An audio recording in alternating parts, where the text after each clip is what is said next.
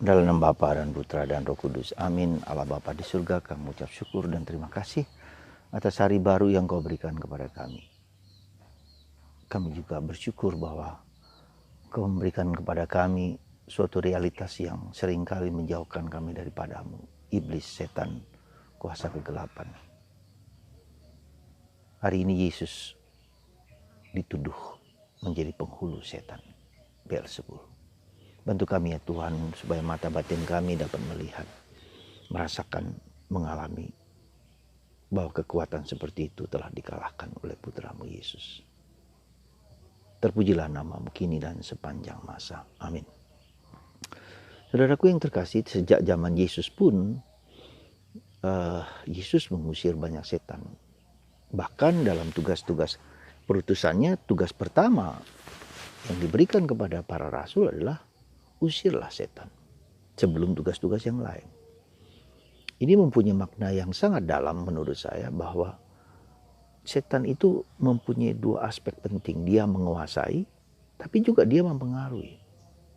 Menguasai itu kalau kita lihat ketika orang itu kesurupan, kerasukan, ya, dengan kuasa yang luar biasa sehingga secara tidak manusiawi itu kelihatan, nampak. Tetapi tidak hanya dikuasai tetapi dipengaruhi. Nah, ini yang jauh lebih sulit mendeteksi, melihat, merasakan. Kalau tidak kita punya kecenderungan, punya sikap yang peka dan tajam akan pengaruh-pengaruh jahat itu. Nah, apa yang kita lihat dengan pengaruh itu yaitu bersifat manipulatif. Ya, menipu, berbohong, hoax seperti yang kita lihat sekarang, yang merusak, menghancurkan sendi-sendi relasi kita dengan Tuhan. Kita dijauhkan dari Tuhan, dari segala yang bersifat rohani, ya, kita dijauhkan, kita merasa tidak nyaman dengan segala seperti itu. Ya, jadi kita lihat buah-buahnya ketika orang menjauh dari Tuhan, tapi juga menjauh dari sesama. Relasi satu sama lain dengan orang-orang yang dekat dengan kita juga menjadi terpecah, hancur karena pengaruh dari iblis. Nah, bagaimana iblis itu, kuasa kegelapan itu mempengaruhi manusia? Lewat apa? Lewat kelemahan dan dosa kita. Ya, kita melihat, selalu saya ulangi sekali lagi, ada 7 dosa yang mematikan, 7 deadly sin, 7 dosa yang mematikan. Yang kita dalam bahasa Indonesia seringkali disebut 7 dosa utama. Ya. Cabul, serakah, kikir, sombong, malas, marah, ya, iri. Ya. Jadi lewat dosa-dosa yang melekat dalam diri kita, tidak jauh-jauh. Jadi si iblis tahu di mana titik kelemahan kita. Dari ketujuh itu mungkin 1, mungkin 2, mungkin 3 yang di mana dia bisa memasuki. Dan itu tidak terlalu jelas, tidak nampak, ya, mungkin tidak frontal begitu, tetapi secara halus, secara lembut, ya, orang mulai menipu, mulai berbohong, tidak jujur dengan diri sendiri, ya, mulai melakukan hal-hal yang mengelak dari sesuatu situasi yang biasanya terjadi seperti itu. Kita lihat saja, terbukalah mata kita dalam masyarakat. Ya, bagaimana orang ingin mendapatkan penglaris, jualannya dilaku dengan baik. Ya, bagaimana orang mendapatkan kekuasaan, mendapatkan supaya tendernya menang, supaya dia menjadi pejabat A, pejabat B, pejabat C, ya, lalu menjegal yang lain, ingin mendapat kedudukan dan segala macam. Itu tidak pernah jauh dari kuasa kegelapan. Orang bisa perginya, jadi menghancurkan orang itu dengan berbagai macam cara, dengan berbagai macam hal yang sendiri kita tidak sadar dan tidak tahu. Ya. Ingin mendapatkan kekuasaan, mendapatkan kekuatan, mendapatkan kesenangan, bahkan kenikmatan. Bahkan ada yang saya tahu, dia ingin mendapatkan istri karena suka dan lalu menggunakan kuasa-kuasa seperti itu. Bahkan seperti itu. Ya. Dan itu cukup mengerikan di dalam masyarakat kita, dan kita terbuka mata kita akan realitas seperti itu. Ya. Jadi saudaraku yang terkasih dalam Kristus, orang lalu menjadi apa? Adiktif. nyandu, narkoba, seksual, film-film porno, games. Saya pernah mengusir kuasa kegelapan dalam diri seorang anak muda yang main game, kecanduan games mulai dari pagi sampai malam dan seterusnya, tidak pernah berhenti-henti. Lalu dibawalah ke saya dan saya menduga ya sebetulnya nggak kelihatan, nggak nampak.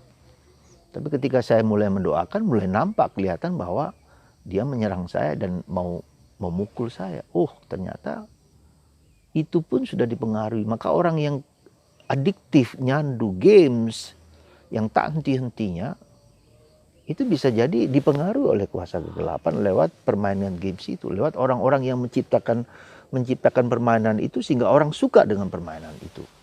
Ya. Dan itu berarti uang.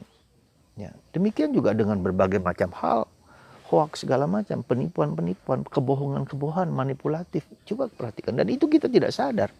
Tahu-tahu sudah berada dalam suatu ujung yang hampir nyaris, atau juga perselingkuhan bisa jadi. Seorang yang ingin selalu bersama orang yang suka dengan dia tanpa dia sadar. Di rumah dia yang tidak senang, tidak betah, tidak apa dan seterusnya. Lalu lari dari situasi seperti itu. Saudara, itu suatu kenyataan, suatu realitas yang harus kita hadapi dan kita lakukan. Jadi kuncinya adalah bersekutu dengan Tuhan. Ya.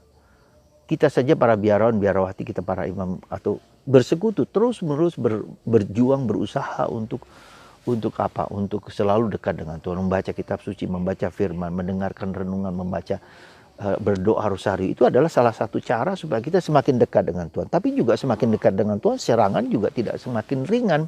Seringkali justru karena kita dekat, maka diserang dengan berbagai macam cara, dengan kelemahan. Jadi iblis pun berjuang, berusaha supaya orang jatuh, supaya orang banyak mengikuti dia. Ya.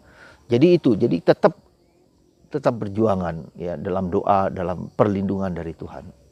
Yang kedua, kita menggunakan sarana yang diberikan oleh gereja dengan garam. Jadi sesekali mungkin kita perlu mandi dengan garam supaya dibersihkan dari anasir-anasir yang mempengaruhi kita. Ya, kita mohon, kita berikan garam itu, diupload, lalu minta pastor untuk memberkatinya. Sesekali lah, artinya kita tahu, kita kan nggak tahu bagaimana kemudian orang tidak suka dengan kita. Entah karena di depan kita baik-baik, tetapi di belakang bisa menggunakan kuasa-kuasa seperti itu. Atau orang-orang yang adiktif, yang nyandu dengan berbagai macam hal yang kita ya ada di rumah kita, di anggota keluarga kita dan seterusnya. Ya, itu pun bisa kita minta berkat, kita mohon, kalau tidak ada ya kita doakan Bapa kami 3 kali, salam mari 3 kali supaya makanan itu dibersihkan sehingga dia tubuhnya juga dibersihkan dari kuasa kegelapan seperti itu. Atau minta air aqua yang diberkati oleh pastor lewat HP, diupload, diberkati, dan itu bisa terjadi. Bisa menyembuhkan kita, orang-orang di sekitar kita. Ya, jadi kita teruskan doa Bapa kami, salam Maria, ya. Terus rosario, karena disitulah kita lihat, kita mohon Bunda Maria yang menginjak kepala ular juga bebaskan kami. Bunda Maria yang menginjak kepala ular. Dan kita yakin bahwa segala kuasa manapun, di bumi, di bawah bumi, di langit, di udara, itu tunduk kepada Kristus. Bahkan di surga pun tunduk kepada Kristus. Kita tahu itu. Tetapi seringkali juga iblis itu juga melakukan sesuatu yang dibiarkan oleh Tuhan juga terjadi. Supaya itu juga membawa kita kepada tingkat yang lebih tinggi. Maksud saya apa? Maksud Romo gimana? Maksudnya gini, ketika kita berhadapan sadar akan ada realitas kuasa kegelapan itu, sebetulnya kita diajak untuk hidup dalam roh dan kebenaran. Mungkin selama ini kita doa ritual, liturgis, ya, tetapi mungkin harus masuk ke dalam suatu tingkatan yang lebih dalam, suatu relasi yang lebih dalam dengan Yesus. Ya. Yesus menjadi penyelamat, penebus diriku. Jadi kita harus diajak masuk.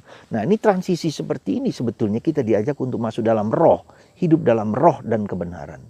Roh Tuhan tentu saja, Roh Kudus tentu saja. Nah, untuk sampai ke sana maka ada krisis-krisis, ada transisi yang kita lihat. Karena semakin kita dekat dengan Tuhan, iblis juga semakin tidak suka. Maka dia memakai berbagai macam cara untuk menjatuhkan kita. Dan kita sadar akan itu. Jadi dengan semakin banyak berdoa, tetapi juga semakin perlu juga berpuasa, bermati raga. Ya. Salah satu cara yang efektif bermati raga, apa saja? Puasa. Ya, karena seringkali adiktif, kita tuh adiktif, jadi nyandu pada hal-hal tertentu, kepada ketujuh hal itu menjadi sangat serakah, menjadi sangat kikir, menjadi sangat sombong, menjadi sangat marah, menjadi sangat malas. Nah, itu dalam kecanduan seperti itu, ya itu ada indikasi. Kenapa? Ya, saya tidak bisa lepas dari pengaruh seperti ini. Nah, saudaraku, mari bersama Kristus, bersama Bunda Maria, kita mohon rahmat supaya kita dikuatkan, diteguhkan oleh segala pengaruh-pengaruh yang tidak suka dengan kita.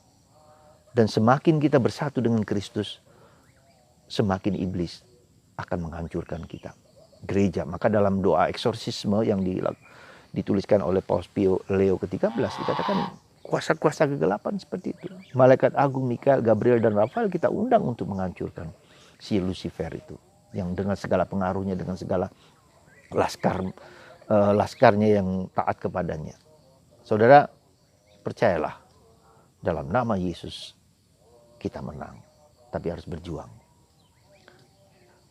Harus bersandar pada Yesus sendiri.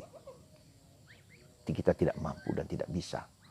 Tapi dalam nama Yesus, dalam nama Putra, dalam nama Roh Kudus, dalam nama Bunda Maria dan Santo Yosef, kita dikuatkan. Semoga Anda yang mendengarkan renungan ini diberkati, dilindungi, dibersihkan dari segala kuasa. Apapun juga bentuknya yang mungkin mempengaruhi Anda. Tuhan memberkati dan membebaskan Anda dari segala pengaruh jahat itu. Lewat tangan hamba-Mu ini. Dalam nama Bapa dan Putra dan Roh Kudus. Amin.